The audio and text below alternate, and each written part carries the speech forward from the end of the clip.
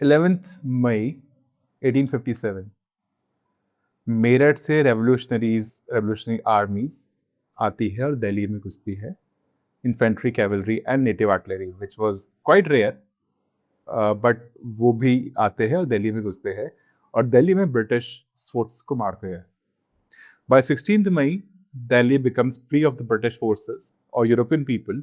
जो यूरोपियन दिल्ली में होते हैं वो सिर्फ वो बच्चे होते हैं जिनको बहादुर शाह जफर ने, बादशाह ने हायर किया था फॉर फर्दर वर्क्स. काफी महीने वॉर चलता है और फिर 14 सितंबर को ब्रिटिश आर्मी स्टॉर्म दिल्ली और उसके बाद बाय 16th और 17th of September 1857 they declared Delhi under the control of the British again. This is a known history and popular history. इसके बाद क्या हुआ, उसने दिल्ली को हमेशा के लिए चेंज कर दिया और वो आज हम लोग देखेंगे थ्रू द मैप्स. मैं लास्ट 2.5-3 साल से on end of in my free time मैं स्टडी कर रहा हूँ about the first war of independence, जिसमें दिल्ली में मैंने काफ़ी फोकस किया है. मैंने लखनऊ पे, कानपुर पे, अमृतसर पे, मेरठ पे भी काफ़ी किया है, बट दिल्ली की आज हम लोग बात कर रहे हैं. तो मैंने चीज़ों को प्लॉट करने की कोशिश करी, करंट डे हर जगह जहाँ पे जो कुछ हुआ था वो चीज़ें कहाँ है, और आज हम लोग उसके बारे में मैप पे डिस्कस करेंगे. So let's go to the maps and start the discussion.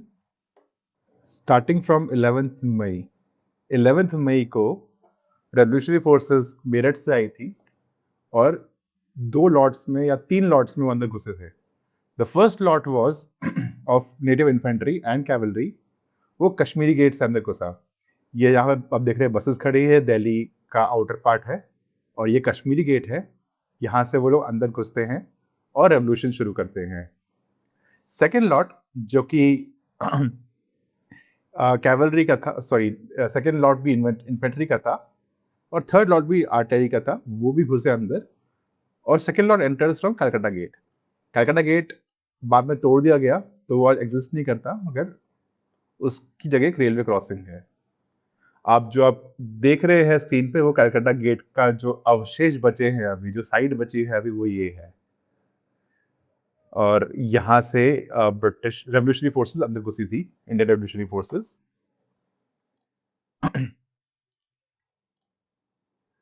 Kashmiri gate की हमने बात करी, यहाँ से पहला लॉट घुसा था और जो आप स्क्रीन पे देख रहे हैं वो कश्मीरी गेट अंदर से है, शहर के अंदर से. That's why it looks not broken, क्योंकि वो हमला बाहर से था जिस पर बाद में आएंगे. फिर 14 सितंबर को अंग्रेजों ने 3 जगह से हमला किया, जिनमें से एक जगह थी कश्मीरी गेट, एक जगह थी काबुली गेट. कश्मीरी गेट अगेन वो बाहर से अंदर घुसे तो उन्होंने बाहर से भयंकर बम्बार्टमेंट करी.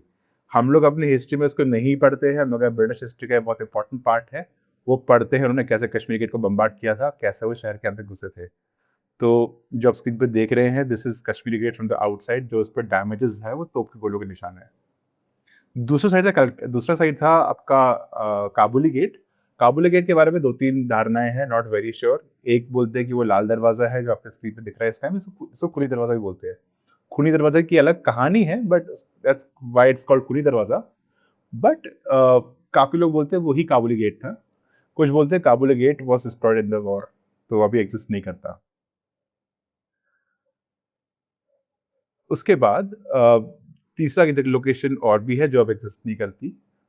उसके बाद ब्रिटिश ने यहाँ पे घुसने के बाद जब दिल्ली पे कब्जा किया, उसके बाद स्लोली उन्होंने over the period of many decades उन्होंने दिल्ली को ट्रांसफॉर्म किया इस तरह से कि वहाँ पे इस स्केल का, इस लेवल का डिस्ट्रक्शन दोबारा ना हो सके, कोई दोबारा हिम्मत ना कर सके कि रेवोल्यूशन करे. यही उन्होंने किया था झांसी में, लखनऊ में, कानपुर में, मेरठ में, अलीगढ़ में, बरेली में, अमृतसर में, पटना में, हर जगह. आज हम लोग दिल्ली की बात करेंगे. तो दिल्ली में उन्होंने 2-3 चीज़ें मेन करी. पहला, उनको रियलाइज हुआ कि दिल्ली की वॉल्स अब यूजलेस है, इनफैक्ट डिस्ट्रक्टिव है. तो 1803 में जब उन्होंने मराठों को हराया था पड़पड़गंज में, बैटल ऑफ पड़पड़गंज में, तो उन्होंने दिल्ली की वॉल्स को तोड़ के रिकंस्ट्रक्ट किया था अंग्रेजों ने. दिल्ली में जो वॉल्स थी वो पत्थर की थी, जो औरंगजेब के ज़माने में बनाई गई थी, मगर वो पत्थर की फिटिंग बहुत स्ट्रांग नहीं थी. तो British said we should completely change that. उन्होंने पत्थर को फिर से तोड़ा और उन सारे उनको रिकट किया पत्थर को इन सच अ वे दैट कि वो आपस में ढंग से फिट हो पाए। तो उन्होंने दिल्ली की पूरी वॉल्स बनाई ताकि दोबारा जिस तरह से अंग्रेज दिल्ली में घुस सके, उस तरह से कोई और ब्रिटिश दिल्ली में ना घुस सके। बट 1857 में कहानी पलट गई। उस दिन हमला बाहर से नहीं हुआ, हमला अंदर से हुआ। मेरठ से फोर्सेस तो आई, बट उन्होंने गेट नहीं तोड़ा। कश्मीरी गेट को अंदर से खोला गया था अंग्रेजों को धोखा देकर, और कलकत्ता गेट को भी अंदर से खोला गया था। तो अंग्रेजों को रियलाइज हुआ कि अगर कोई अंदर से धोखा देगा तो कश्मीरी गेट तो दिल्ली में उनके लिए घुसना उतना ही मुश्किल है जितना किसी दूसरे के लिए घुसता था जब ब्रिटिश अंदर होंगे। तो उन्होंने पॉलिसी चेंज करी और वॉल्स को तोड़ना शुरू किया, हर जगह नहीं, जहां जहां जरूरी था वहां पर। और उन्होंने लाया रेलवे कनेक्टिविटी। तो उस टाइम पे आपका दिल्ली जंक्शन 1863 के करीब बना।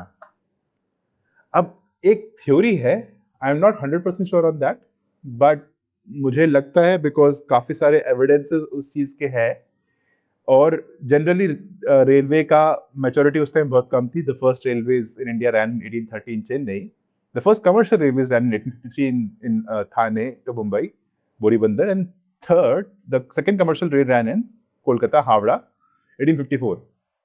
और मास लेवल पे रेलवेज का कंस्ट्रक्शन शुरू हुआ था 1860s में। तो हम लोग बहुत श्योर नहीं कि रेलवे पॉलिसी क्या थी, मतलब उसके लिए बहुत रिसर्च चाहिए, बट जो मुझे मालूम है और जो मैं समझ पा रहा हूँ वो ये था कि पहले British policy was only purely for trade, for construction of the railways, कि हिंटरलैंड से जो सामान आएगा उसको क्विकली आप पोर्ट पे पहुंचा सकते। मगर आफ्टर 1857 ट्रेड के साथ साथ जो दूसरी चीज आई वो थी मिलिट्री मूवमेंट। इसलिए अगर हम लोग डेट्स कंसिडर करते हैं कि कब कब रेलवे स्टेशन कहाँ बने, तो हमको दिखेगा कि आफ्टर 1857 रेलवे स्टेशन या तो वहां बने जहां पे बहुत बड़ी रेवोल्यूशन हुई थी, या फिर वहां बने जहां ब्रिटिश कैंटोनमेंट्स थे। जहां रेवोल्यूशन हुई थी मेरा मतलब है लखनऊ, कानपुर, मेरठ, नॉट मेरठ, दिल्ली, और जहां जहां के कैंटोनमेंट्स थे, सीतापुर, जयपुर, फिरोजपुर, ताकि अगर कल को दोबारा रेवोल्यूशन हो सके तो झट से रेलवेज से के थ्रू मिलिट्री पहुंच सके जहां भी रेवोल्यूशन हुआ है, फ्रॉम द प्लेस जहां वो ऑलरेडी बैठे हुए हैं। तो that was a big change in the policy of railways. तो उस चक्कर में दिल्ली जंक्शन बनाया उन्होंने, और 1867 तक उसको कनेक्ट भी कर दिया अक्रॉस यमुना, ये ब्रिज कंस्ट्रक्शन करके। तो एक तो उन्होंने रेलवेज वॉल तोड़ के रेलवेज कंस्ट्रक्शन किया, और उन्होंने शहर में भयंकर बफर जोन्स बनाए ताकि ऐसे एरिया जो स्ट्रैटेजिकली इंपॉर्टेंट है उसके आसपास के घर तोड़ के वो बनाया जहाँ पे खाली जगह छोड़ी, ताकि कोई अगर वहां से क्रॉस करे तो वो कवर उसको ना मिल पाए, तो उसको मारना ईजी है और वो उसकी विजिबिलिटी भी बढ़ जाए। बफर जोन है वेरी स्ट्रेटेजिक थिंग जो हम लोग अपने बॉर्डर्स पे भी रखते हैं, ओपन स्पेसेस, फ्लैट स्पेसेस जिसमें लाइन ऑफ साइट बहुत बढ़ जाती है। और third, they crush the soul of Delhi.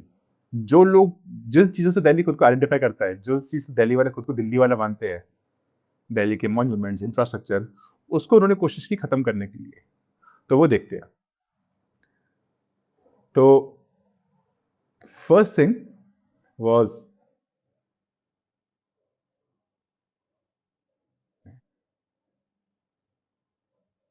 Lal Qila.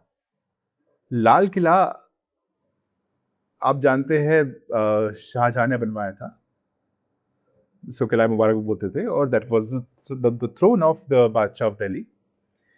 1803 के बाद से यहाँ पे अंग्रेज भी रह रहे थे, और लाल किला जैसा आप देखते हैं वैसा कभी था नहीं। वो आपके सामने स्क्रीन पे एक फोटो है, ये एक आर्टिस्ट ने बनाई थी 1857 से पहले, एंड दिस शोज कि like Lal Qila was a densely populated residential area. बहुत घर थे यहाँ पे, करीब 5000 लोग यहाँ पे रहते थे अंदर। तो जब रेवोल्यूशन हुआ, अंग्रेजों ने सारे घर तोड़े और वहां पे ब्रिटिश बैरक्स बनाए। इसकी एक फोटो दिखाऊंगा आपको मैं।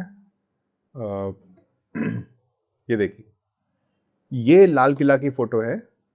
जो आप लाल सर्कल और ग्रीन सर्कल है, ये 1858 का है, और नीचे वाले 1870 में सेम बिल्डिंग्स है।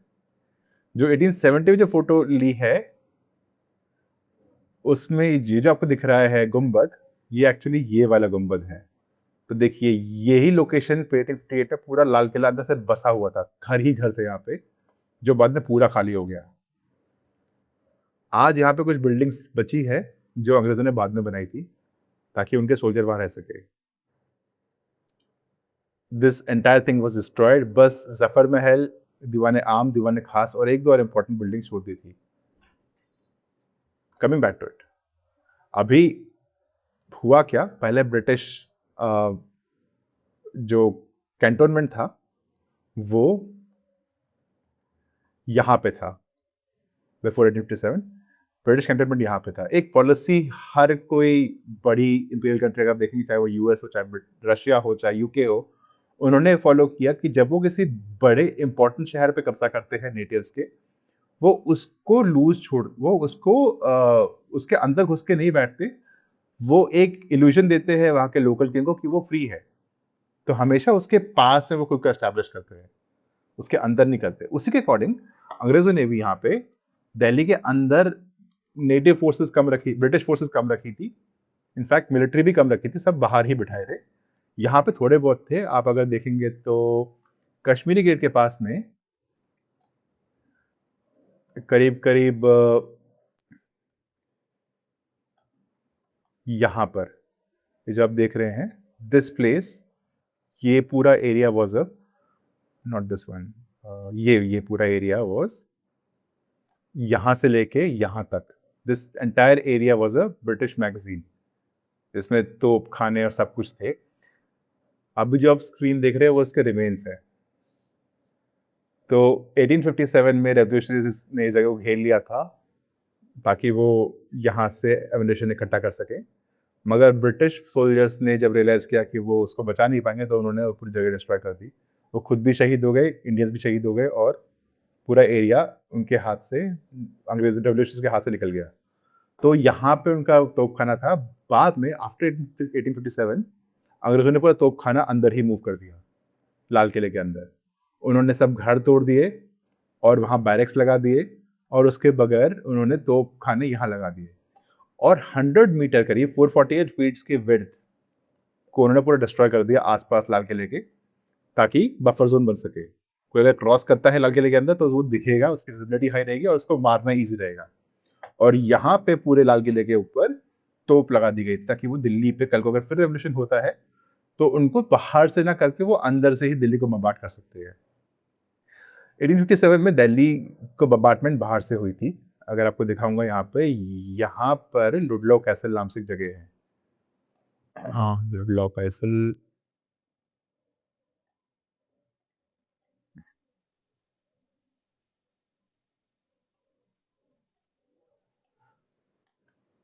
रफली इसी एरिया में एक जगह है लुडलो कैसल।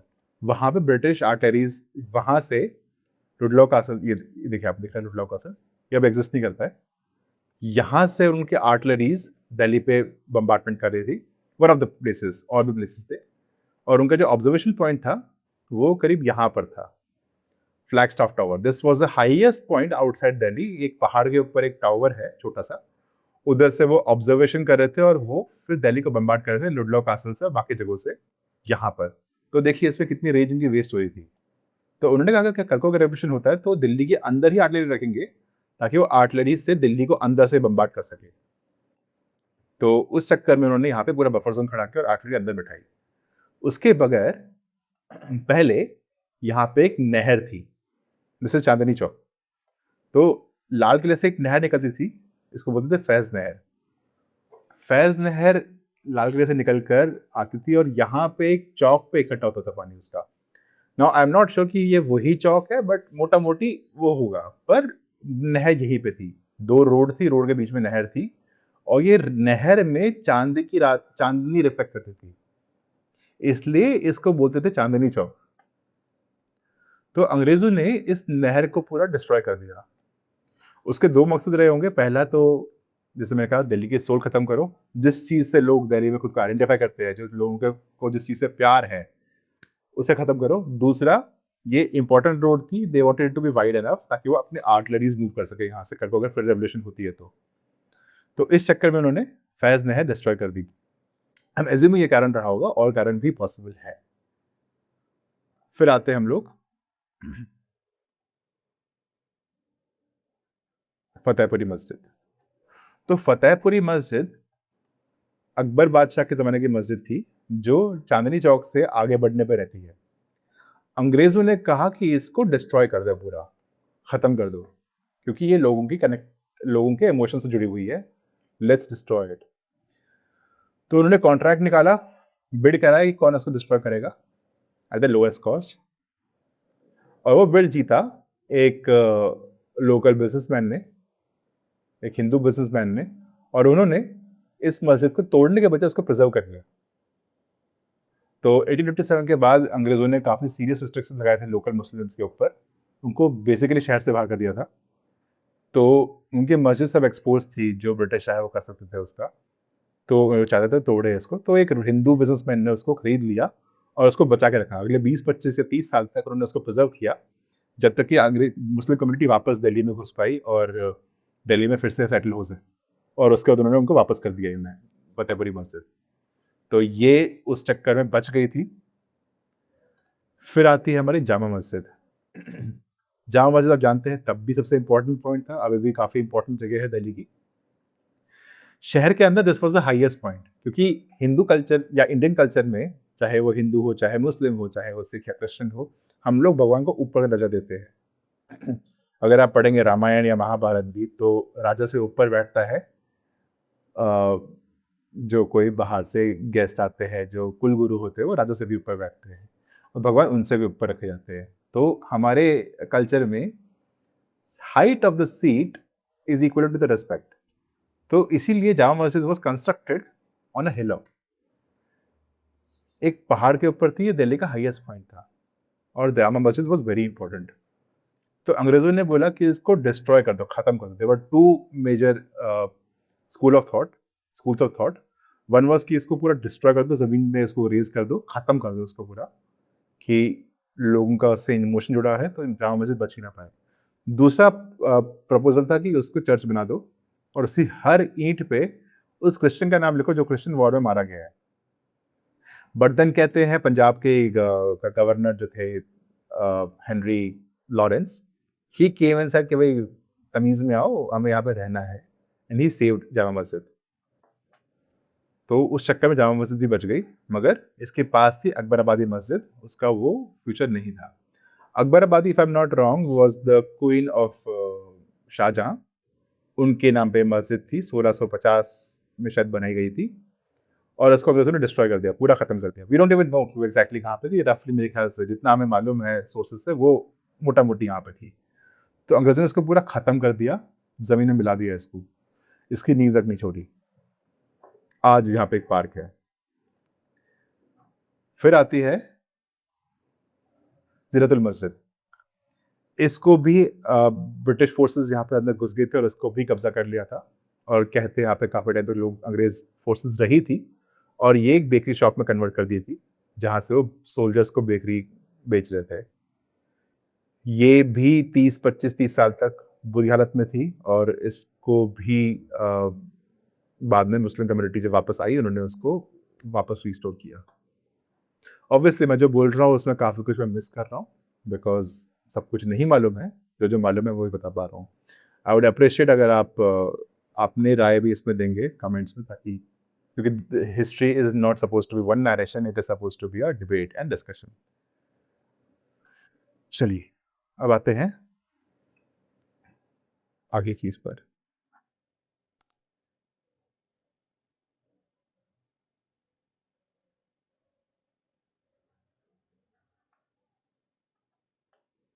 जब रेवोल्यूशन हुआ, वो वॉल सिटी में हुआ मेजरली, एज एन यहाँ पे रूल एस्टैब्लिश हुआ, और अंग्रेजों की यहाँ पे बहुत बड़ी प्रॉब्लम क्या थी, wall city was congested and British led with the natives. तो उनको एक डर बैठ गया उसके बाद कि नेटिव्स के साथ रहने में तो रिस्क हमेशा रहेगा ही। तो रेवोल्यूशन के बाद उन्होंने सिविल लाइन्स जो पहले भी एग्जिस्ट करता था उसको उन्होंने रीएस्टैब्लिश किया और उसको उन्होंने एक्सपैंड किया। तो पूरी जो ब्रिटिश ब्यूरोक्रेसी थी आफ्टर 1857, उन्होंने यहाँ पे अपना इलाका बसाया। This is called civil lines. अब इसमें बहुत सारी खास बातें हैं। अगर आप यहाँ पे देखेंगे, मैंने एक येलो लाइन खींची हुई है, this is the this is believe to be I assume this was the wall, क्योंकि हमारे पास इस टाइम पे कुछ रिमेन्स है वॉल के यहाँ पे इस एरिया में, और ये कश्मीरी गेट यहाँ पर है। तो आई एम एज्यूमिंग कि ये वॉल इस तरह से यहाँ बढ़ती थी, दिल्ली की वॉल। और अगर मैं एक फोटो दिखाऊं आपको, ये फोटो अगर आप देखेंगे, ये 1858 में एक स्केच आर्टिस्ट ने बनाया था about Delhi for London times. ये आप देख रहे हैं, ये आपका लाल किला है। ये बिल्डिंग अभी एग्जिस्ट नहीं करती है। ये जामा मस्जिद है। ये डायग्राम स्केलेबल नहीं है, ये ऑन स्केल बिल्कुल भी नहीं है, ये एक रफ एस्टिमेट है ताकि लोग सोच सके। ऑब्वियसली उस टाइम एयरक्राफ्ट तो नहीं थे, तो ये एरियल व्यू बनाना पॉसिबल नहीं था, इमेजिनेशन से ही बच सकता था। तो ये लाल किला है, और आई एम एज्यूमिंग ये जो वॉल है, ये वॉल, ये वाली वॉल है। तो अगर इसके आप बाहर देखेंगे, यहाँ पे पूरा ये मोट है, ये दिल्ली का जो भी गंदा पानी था, सीवेज था, वो वॉल के लॉन्ग बहकर यहाँ इकट्ठा होता था और यहाँ से बना हुआ जाता था। तो जब उन्होंने वॉल तोड़ी और मोट सुखाया, जो ये मोट सुखाया, तो यहाँ पे एक बहुत बड़ा वेटलैंड बन गया होगा, और ब्रिटिशर्स वेटलैंड को डिस्ट्रॉय नहीं किया। रीजन भी, वापस आते हैं यहाँ पे, ये वो वेटलैंड है जो आज कश्मीरी गेट ISBT है। इसके आगे कुदसिया बाग है। कुदसिया बाग मोहम्मद शाह रंगीला की 1730s में, Mohammad Shah Rangeela was the king of Delhi. उसकी बेगम थी कुदसिया बेगम, उनका बाग यहाँ पे था, उनका महल यहाँ पे था। तो कुदसिया बाग उस टाइम से यहाँ पे एस्टैब्लिश था। इसके बगल में निकोलसन सिमेट्री है। Nicholson cemetery is named after the British general who led the war on Delhi in 1857 सितंबर में, and he died in the war itself। तो उसकी सिमेट्री यहाँ पर, यहाँ पे काफी ब्रिटिश जो भी उस टाइम डेथ होते थे उनको यहीं पे बरी कर देते। और इसके पीछे सिविल लाइन्स है। तो अंग्रेजों ने यहाँ पे बसना शुरू किया। कारण क्या था कि कश्मीरी गेट की वॉल के आगे, इस येलो वॉल के आगे पूरा बफर जोन था। यहाँ पे खुली जमीन, कुदसिया बाग खुला, निकोलसन सिमेट्री खुली। तो यहाँ से किसी रेवोल्यूशनरी को फिर से हमला करना है वो पॉसिबल नहीं है, क्योंकि बहुत ओपन स्पेसेस है, कवर नहीं मिलेगा और विजिबिलिटी बहुत हाई रहेगी। उसके बगैर इस तरफ से यमुना रिवर है, तो यहाँ से भी किसी का हमला करना पॉसिबल नहीं है। और इस तरफ से आपका ब्रिटिश कैंटोनमेंट था। एक पहाड़ है और पहाड़ के पीछे, पहाड़ पे पूरा कैंटोनमेंट है। तो civil lines was a very secure place for the British to survive, to stay. इसके पीछे जाना तो फिर बहुत बड़ी बात थी, वहां से हमला करना तो बहुत ही डिफिकल्ट था। तो यहाँ से हमला करना पॉसिबल नहीं है, यहाँ से हमला करना पॉसिबल नहीं, यहाँ से हमला करना पॉसिबल नहीं, तो इसलिए ब्रिटिश यहाँ पे ही बस गए उसके बाद से, till the establishment of new Delhi. आज भी दिल्ली गवर्नमेंट के सब लोग यही रहते हैं, सब एडमिनिस्ट्रेटिव लोग यही रहते हैं। तो वो यहाँ पे रहते इसलिए हैं क्योंकि उनसे 150 साल पहले अंग्रेजों ने इस जगह को सेफ माना था फॉर देयर ओन सर्वाइवल। और आज कश्मीरी गेट ISBT भी यहाँ पे इसीलिए है क्योंकि ये मार्शलैंड उस टाइम पे अंग्रेजों के बफर जोन थे। और जब इंडिया आज़ाद हुआ 1970s में, जब हमारा कश्मीरी गेट ISBT बना, उस टाइम DDA ने देखा कि ये ज़मीन शहर के बीच में है जो खाली पड़ी है, तो best place to make a bus terminal. फिर से लाल किला पे आते हैं। लाल किला पे आज ये सब ज़मीन जो है ये खाली है। इससे पहले यहाँ पे शहर था 1857 से पहले, जिसको पूरा डिस्ट्रॉय किया उन्होंने। बाद में यहाँ पे स्लम्स बन गए थे, जिनको 2002 या 3 के आसपास जो मिनिस्टर ऑफ टूरिज्म थे जगमोहन, उन्होंने वो स्लम्स को हटाया और रिसेटल किया लोगों को वहाँ पे कहीं और पे, बेसिकली सीमापुरी और सीलमपुर के आसपास में। पर ये जगह इसलिए आज मोस्टली खाली, यहाँ पे कॉलोनीज है बट मोस्टली जगह खाली है बिकॉज अंग्रेजों ने उसको तोड़ा था उस टाइम पर। नाउ ये सब कवर हो गया अपना, हम लोग सिविल लाइन्स की बात कर ली। अब हम लोग बात करते हैं, हमने सब कवर कर लिया है लाल किला वाशर सबमिट के लिए। अब हम आते हैं सेकेंड पॉइंट पे। दिल्ली की जब लोग हिस्ट्री की बात करते हैं, हम लोग अक्सर वॉल दिल्ली की ही बात करते हैं। मैं भी वॉल दिल्ली की बात कर रहा था, मगर दिल्ली का difference was not just responsibility of the wall Delhi, और उसमें सिर्फ जान उन सैनिकों ने नहीं गंवाई जो ब्रिटिश आर्मी को छोड़ के रेवोल्यूशन ज्वाइन किए थे, जिनकी हम लोग अक्सर बात करते हैं पर जो हम अक्सर भूल जाते हैं वो है वो लोग जो लोकल मिलिशिया का हिस्सा थे। इस वॉर में काफ़ी सारे लोकल ज़मींदार, राजाओं ने अपनी फ़ौजें खड़ी करी, जिनके पास सफिशिएंट हथियार नहीं थे, सफिशिएंट ट्रेनिंग नहीं थी। उन्होंने भी अपनी आर्मीज़ खड़ी करी और अंग्रेज़ों से लड़ाई करके अपनी जानें गँवाई, सिर्फ़ इसलिए कि वो ब्रिटिश फ़ोर्सेस को स्लो कर सके। वॉर में टाइम वाज़ प्रीमियम। जो अगर वो जल्दी पहुँचेंगे तो दिल्ली जल्दी फ्री होगा, सोल्जर्स कहीं और यूज़ हो पाएँगे। तो रेवोल्यूशनरीज़ ने उनको हरास किया, अंग्रेज़ी सोल्जर्स को, ताकि दिल्ली वो ना पहुँच सके और उन्होंने जानें गँवाई। इनमें 3 बड़े नाम थे।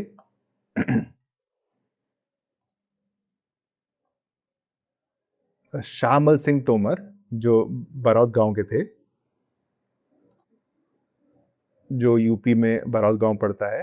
राजा शाहमल सिंह तोमर जो एक ज़मींदार थे। उसके बगैर पड़ते हैं हमारे राव तुलाराम और राजा नहर सिंह बल्लभगढ़ में। First let's talk about Rao Tularam. Rao Tularam Yadav king थे। ये धारूहेड़ा के पास में गांव है, इसको बोलते हैं मीरपुर। वहां पे इनका कैपिटल थी। अभी जब स्क्रीन पे देख रहे हैं उनका घर है, जहाँ पे मैं कुछ महीने पहले गया था। तो राव तुलाराम ने भयंकर रेजिस्टेंस दी थी। उसके बगैर राजा शाहमल सिंह तोमर, जो कि क्या कर रहा है यार, शाहमल सिंह तोमर जो कि बरौत गांव में थे, उन्होंने रेजिस्टेंस दी थी। और राजा नहर सिंह जो कि बल्लभगढ़ में थे। तो रेवोल्यूशनरी वॉर में राजा शाहमल सिंह ने शहीद हो गए थे लड़ते लड़ते अंग्रेजों से। और राजा नहर सिंह अंग्रेजों से ने कैप्चर कर लिया था। सो राजा शाहमल सिंह को जुलाई में शहीद हो गए थे लड़ते लड़ते, जुलाई 1857 में। राजा नहर सिंह को अंग्रेजों ने बंदी बना लिया था और उनको जनवरी 1858 में फांसी दे दी। और राव तुलाराम अंग्रेजों से बच गए थे, बच निकले थे और वो काबुल भाग गए थे। तो वो उस टाइम बच गए थे। तो इन तीनों ने काफ़ी भयंकर रेजिस्टेंस दी अंग्रेज़ों को। और इनका एक बहुत इंपॉर्टेंट जगह थी नजफगढ़ झील। तो होता क्या है, अलवर में अरावली रेंज में पानी इकट्ठा होता है बारिशों में, और वो एक नदी के रास्ते बाहर निकलता है। इस नदी को हम बोलते हैं साहिबी नदी। ये साहिबी नदी पहले बहकर आती थी और वो बहती थी अपने नजफगढ़ झील में। नजफगढ़ झील पहले एक शैलो झील थी, मगर बहुत बड़ी झील थी। वो ढासना से लेकर द्वारका से लेकर एयरपोर्ट तक के पूरे इलाके में, आपके कापासेड़ा से लेकर पूरे इलाके में वो झील थी।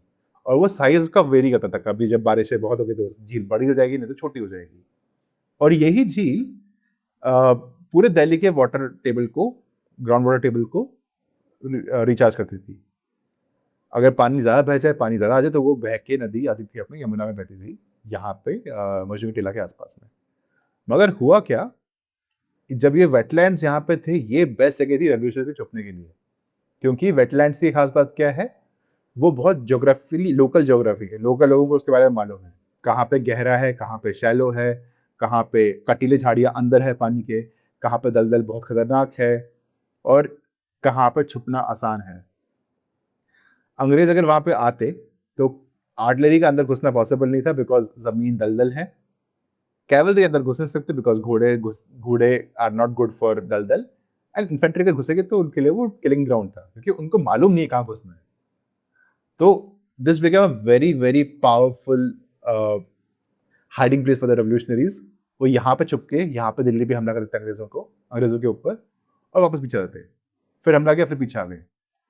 तो finally after lot of warfare अंग्रेजों ने उनको हरा दिया। अगस्त लास्ट वीक ऑफ 1857 में नजफगढ़ में बहुत भयंकर लड़ाई हुई, जिसमें रातों रात करीब 900 फौजी शहीद हो गए हमारे, बरेली के और नीमच के। और उसके बाद नजफगढ़ बहुत टाइम सर्वाइव नहीं कर पाया। फिर 1870s में मलेरिया का बहाना देकर अंग्रेजों ने पूरा इलाका ड्रेन कर दिया। यहाँ से पूरा जो पानी था, जो वेटलैंड था, सब सुखा दिए, सारा पानी निकाल दिया और इसको एक ज़मीन बना दिया।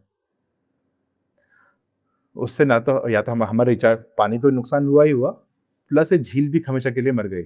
आज ये जो साहिबी नदी है वो नाला बन के रह गई, इसको काफ़ी देर डेजिग्नेट किया गया ऐसा नजफगढ़ नाला।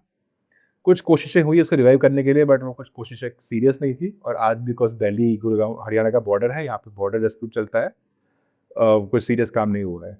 तो हमने बहुत बड़ा यहाँ पे अपना झील खो दी, पानी का रिसोर्स खो दिया, क्योंकि अंग्रेजों को इसको रिसेटल करना था ताकि रेवोल्यूशन दोबारा ना हो सके। आज यहाँ पे द्वारका कॉलोनीज है, यहाँ पे नजफगढ़ की कॉलोनीज है, और यहाँ पे कापस हेड़ा भी है इसी इलाके में। एयरपोर्ट का भी कुछ हिस्सा में भी उस झील का हिस्सा रहा होगा। तो यहाँ हमने काफी कुछ खो दिया अपना। अब आते हैं तीसरे हिस्से पर।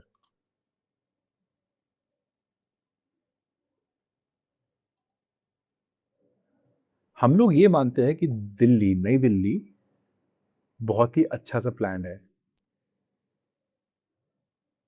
बट नई Delhi is not a very well plan city in terms of actual planning. सुंदर है, अच्छे से मेंटेन है, बट अच्छे से प्लान नहीं है। और उसका कारण भी जुड़ा हुआ 1857 से।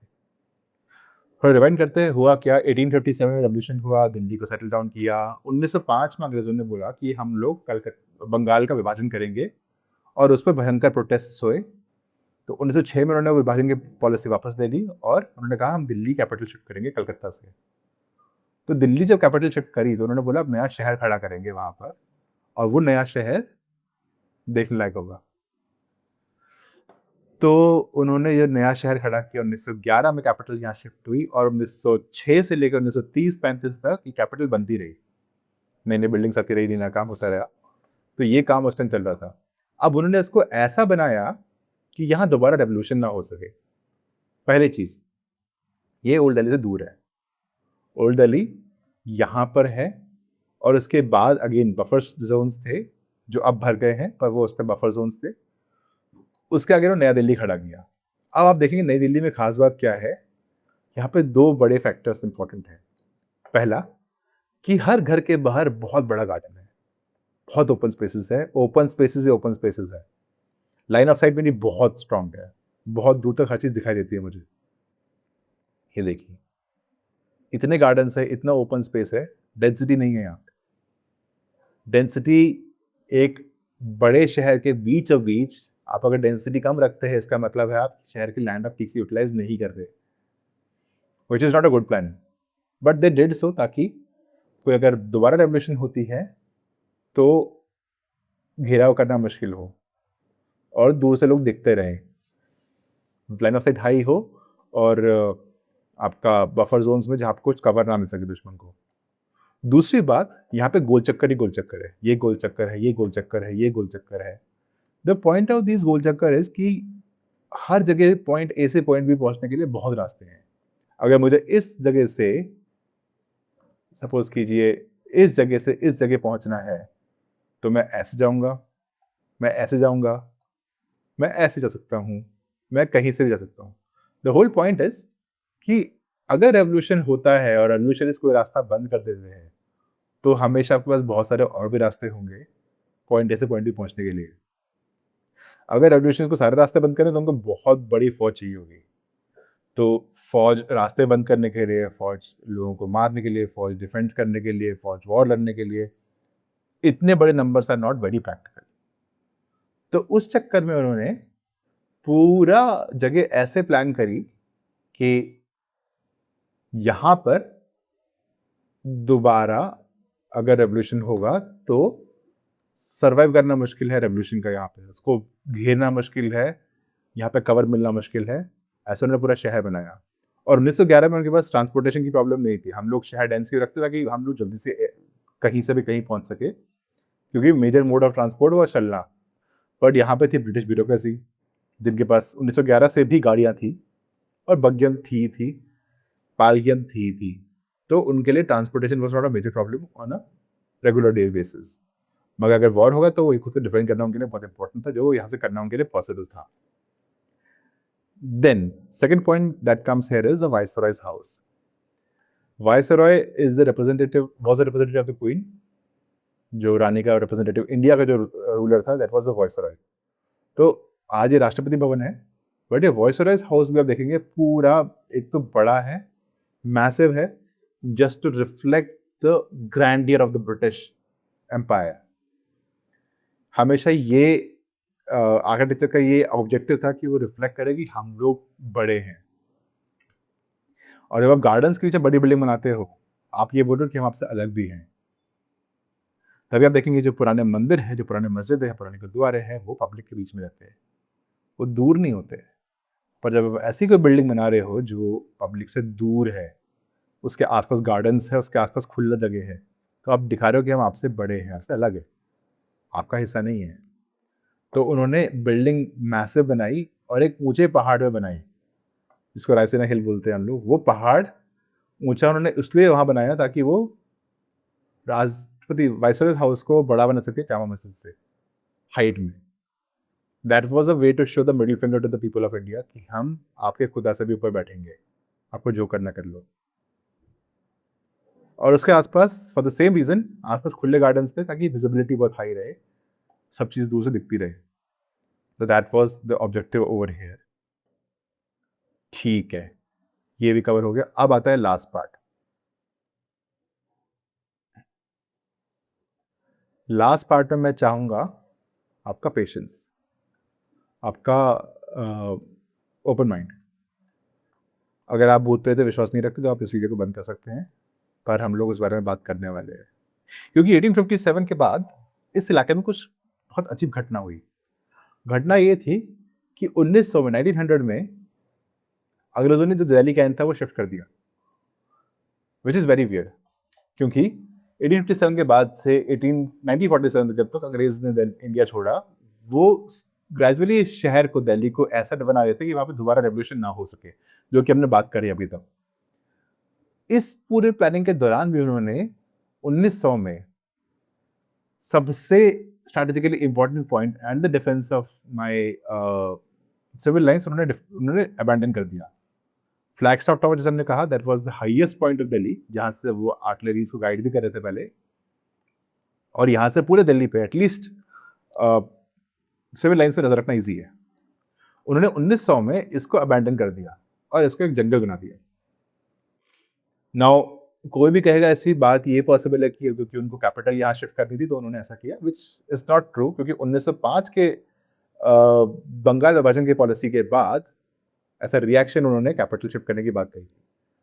So it might not be true कि उन्होंने कैपिटल शिफ्टिंग के लिए कैंटोनमेंट मूव किया, कुछ और कारण पॉसिबल है। अब देखते क्या हुआ उस टाइम में। उससे पहले इसी दौरान एक और चीज यहाँ पे हुई कि यहाँ पे एक संत रहते दिल्ली में, उनका नाम था संत माधवदास जी। संत माधवदास जी ने उसी साल 1900 में ही यहाँ पे घोर तपस्या के बाद एक हनुमान जी का मंदिर स्थापित किया। हनुमान जी संकट मोचन है, उनकी स्थापना कई बार इसलिए भी होती है कि अगर यहाँ पे कुछ सुपरनैचुरल एक्टिविटीज हो रही हो जो इंसानों के लिए ठीक ना हो, तो हनुमान जी की स्थापना तब भी की जाती है। अब देखते कहानी क्या इस जगह की। 1857 में 11 मई को जब रेवोल्यूशन होती है और अंग्रेजों का यहाँ पे संहार होता है दिल्ली में, तो काफी अंग्रेजी सिविलियंस बच के फ्लैगस्टॉप टावर आते हैं।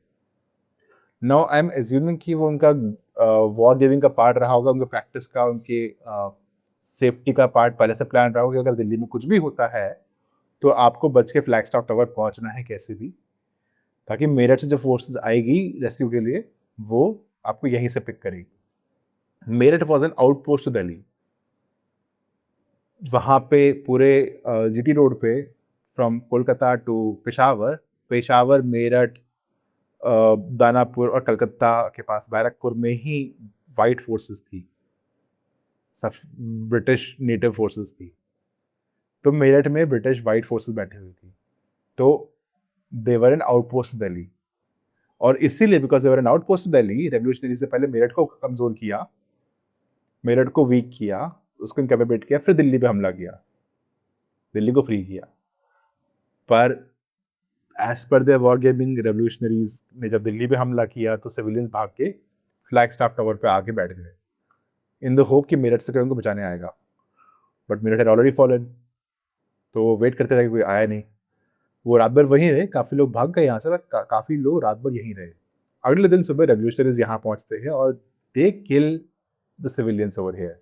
जो भी वहाँ सबको मार दिया गया, उनकी बॉडीज को डंप कर दिया गया यहाँ पर, खूनी खान झील। एक छोटी सी मगर बहुत गहरी झील है, यहाँ पे उनको डंप कर दिया गया। फिर बाद में जब वॉर हुआ तो रेवोल्यूशनरीज, जब ब्रिटिश फोर्सेस थी वो भी यहीं पे आके बैठी, जैसे हमने पहले बात कही, उन्होंने यहाँ पे ही अपने कैंप्स लगाए थे और यहाँ से दिल्ली पे हमले कर रहे थे, बम्बार्टमेंट भी कर रहे थे। और दिल्ली रेवोल्यूशनरी फोर्सेस, दिल्ली पे एजेंट, यहाँ से दिल्ली पे वो लोग ऑब्जर्व कर रहे थे और यहाँ पे उनके फोर्सेस बैठे हुई थी। और दिल्ली की फोर्सेस ने भी काफ़ी बार, रेवोल्यूशनरी फोर्सेस ने इन पे यहाँ पे आके रेड्स करी, छापेमारी करी। यहाँ हमला किया, पीछे हट गए, फिर हमला किया, फिर पीछे हट गए। और इन छापेमारी में कई अंग्रेज मारे गए, कई रेवोल्यूशनरीज जान गई, कई घोड़े, खच्चर, हाथी भी शहीद हुए। तो उनके बॉडीज को जो डंप किया गया उस टाइम में, वो यहाँ पे ही डंप किया, खूनी खान की झील पे। और आज भी जगह मानते हैं हॉन्टेड है। मैं यहाँ पे गया था तो मैंने उस टाइम की फोटो ली थी और मुझे उस टाइम कुछ अच्छा नहीं लगा था, इसलिए मैं दोबारा वहाँ पे कभी नहीं गया, ना कभी जाऊँगा, because it is definitely haunted place. One should avoid going there, मजाक नहीं है। तो उसके बाद से जगह हॉन्टेड है आज भी। तो मैं एज्यूम कर रहा हूँ कि 1900 में कुछ चीज़ें आप कंट्रोल से बाहर हो गई थी और अंग्रेज़ों ने इस जगह को छोड़ना सही समझा, और तभी माता दास जी ने यहाँ पे हनुमान जी की स्थापना करी। मैं इस थ्योरी को लेके यहाँ पे गया मंदिर में, और यहाँ पे जो केयरटेकर फैमिली है जो यहाँ रहती है, उनसे मैंने बात करी। तो वो बोलते कि ये चीज़ काफ़ी पॉसिबल है, ऐसा नहीं कि ये बहुत आउट ऑफ द हैंड नहीं है, पॉसिबिलिटी है। और ये बात भी है कि जब आप नेट पे सर्च करेंगे तो ये जगह हॉन्टेड तो है, पर जितना स्टोरीज मैंने देखी है आज तक, अभी यहाँ पे सिर्फ साइटिंग्स होती है। कुछ रिसेंट काइंड टाइम में कोई बुरी न्यूज़ नहीं सुनी है यहाँ पे। साइटिंग होती है, लोग बोलते हैं कोई दिखा जो एग्जिस्ट नहीं करता, और यहाँ पे बहुत सारी कब्रें भी हैं, both named and unnamed Graves, पर कुछ गलत नहीं हो रहा है जितना मुझे मालूम है। सुबह यहाँ पे मॉर्निंग वॉक के लिए लोग आते हैं और शाम को ये पूरा एरिया बंद कर दिया जाता है, यहाँ पे किसी की एंट्री अलाउड नहीं है। तो ये कहानी यहाँ की है। We don't know what happened here, we don't have any documented proofs of what happened here, but कुछ ना कुछ तो यहाँ पे हो रहा है, which was quite interesting back then. तो this is my overall video. अगर आपको कोई चीज़ पे डिसएग्रीमेंट है तो प्लीज़ कमेंट में डालिए उसको। It's talk, history should be discussed. और अगर आपको इंटरेस्ट है 1857 के रेवोल्यूशन की हिस्ट्री जानने में, तो मैं एक डिस्क्रिप्शन में एक फॉर्म डाल रहा हूँ। मैं कभी कभी एक टूर करता हूँ दिल्ली का, जिसमें लोगों को इन्वाइट करता हूँ। टूर करना बहुत रेगुलरली पॉसिबल नहीं है because of logistical challenges, but जब भी होता है आपको मैं कॉल करूँगा उसके ऊपर। So thank you for your time.